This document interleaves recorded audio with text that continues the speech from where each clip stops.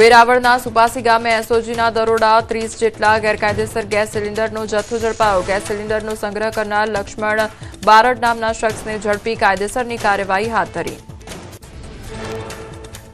ઉત્તરાખંડમાં રામનગરના કોર્બેટ પાર્કમાં બુકિંગ કૌભાંડના આક્ષેપ। ઢીકાલામાં માત્ર 120 સેકન્ડમાં તમામ રૂમ હાઉસફુલ થયા તો પરમિટ માફિયા સક્રિય હોવાના કરાયા આક્ષેપ। પર્યટન ઉદ્યોગ સાહસિક અમાન ખાને ઉઠાવ્યા સવાલ।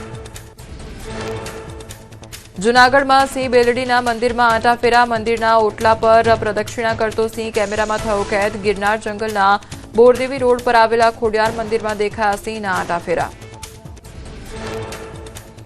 ગીર ગઢડા શહેરમાં સિંહોનું ટોળું ઘૂસ્યું તો મોડી રાત્રે ફરેડા રોડ પર જલારામ મંદિર પાસે 9 સિંહોનું ટોળું ઘૂસ્યું। સિંહોનું ટોળું ઘૂસી આવતા ચકચાર મચી ગઈ। એક સિંહણ તો રહેણાંક મકાન પર ચડી ગઈ।